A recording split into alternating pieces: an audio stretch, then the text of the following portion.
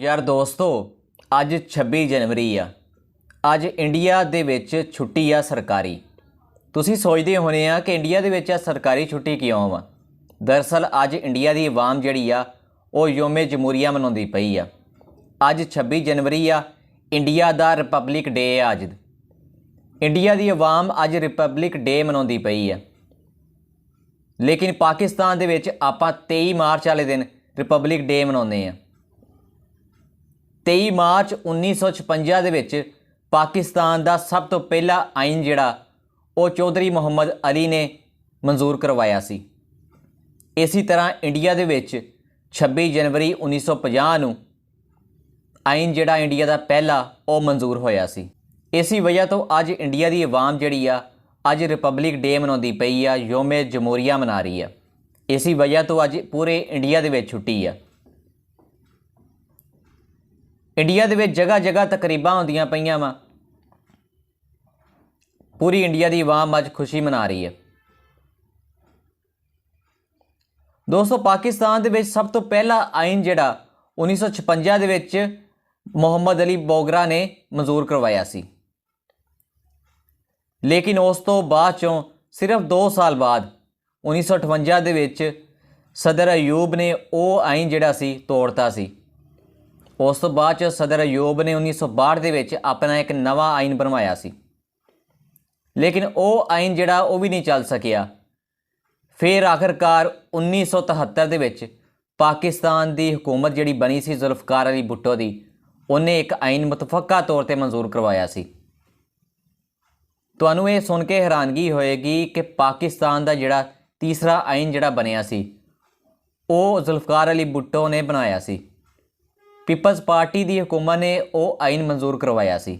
ਉਸ ਆਇਨ 'ਤੇ ਆਪੋਜੀਸ਼ਨ ਵੀ ਮੁਤਫਕ ਸੀ, ਹਕੂਮਤ ਵੀ ਮੁਤਫਕ ਸੀ। ਲੇਕਿਨ ਦੋਸਤੋ, ਇੰਡੀਆ ਦੇ ਵਿੱਚ ਜਿਹੜਾ ਪਹਿਲਾ ਆਇਨ ਬਣਿਆ ਸੀ 1950 ਦੇ ਵਿੱਚ, ਉਹ ਆਇਨ ਦੁਬਾਰਾ ਨਹੀਂ ਤੋੜਿਆ ਗਿਆ।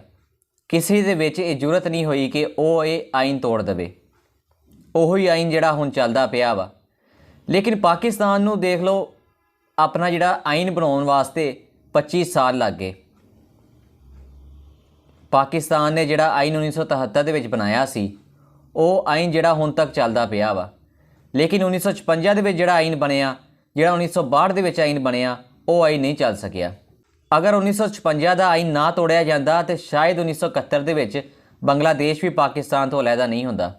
ਕੁਝ ਸਿਆਸੀ ਲੀਡਰ ਜਿਹੜੇ ਉਹ ਨਹੀਂ ਸਮਝਦੇ ਸੀ ਕਿ 1956 ਦਾ 1962 ਦਾ ਆਇਨ ਸਹੀ ਆ। ਜਿਹੜੇ ਬੰਗਲਾਦੇਸ਼ ਦੇ ਲੋਕ ਸੀ ਉਹ ਸਮਝਦੇ ਸੀ ਕਿ 1956 ਦਾ ਆਇਨ ਸਭ ਤੋਂ ਬਿਹਤਰ ਸੀ। 1962 ਦੇ ਵਿੱਚ ਜਿਹੜਾ ਆਇਨ ਬਣਿਆ ਉਹ ਸਦਰ ਅਯੂਬ ਖਾਨ ਨੇ ਬਣਾਇਆ ਸੀ।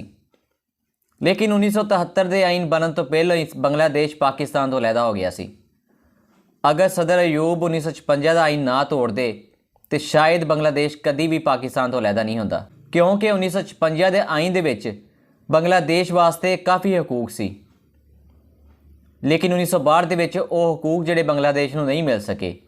ਇਸ ਵਾਸਤੇ ਬੰਗਾਲੀਆਂ ਦਾ ਬੜਾ ਅਸਰਾਰ ਸੀ ਕਿ ਸਾਨੂੰ ਇਹ ਜਿਹੜਾ 1956 ਦਾ ਆਇਨ ਜਿਹੜਾ ਵਾ ਬਹਾਲ ਕੀਤਾ ਜਾਵੇ।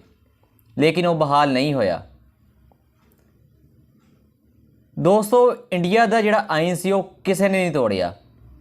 ਲੇਕਿਨ ਪਾਕਿਸਤਾਨ ਨੂੰ ਦੇਖ ਲਓ, 25 ਸਾਲ ਲੱਗ ਗਏ ਆਇਨ ਬਣਾਉਂਦੇ। ਇਹੀ ਵਜ੍ਹਾ ਵਾ ਕਿ ਇੰਡੀਆ ਪਾਕਿਸਤਾਨ ਤੋਂ ਕਿੰਨੀ ਤੇਜ਼ੀ ਦੇ ਨਾਲ ਤਰੱਕੀ ਕਰ ਗਿਆ। ਇੰਡੀਆ ਦੇ ਵਿੱਚ ਹਕੂਮਤਾਂ ਬਣਦੀਆਂ ਰਹੀਆਂ। ਲੇਕਿਨ ਪਾਕਿਸਤਾਨ ਦੇ ਵਿੱਚ 1970 ਦੇ ਵਿੱਚ ਪਹਿਲੇ ਆਮ ਇੰਤਖਾਬਾਤ ਹੋਏ ਸੀ। ਇੰਡੀਆ ਦੇ ਵਿੱਚ ਸ਼ੁਰੂ ਤੋਂ ਹੀ ਆਮ ਇੰਤਖਾਬਾਤ ਸ਼ੁਰੂ ਹੋ ਗਏ ਸੀ।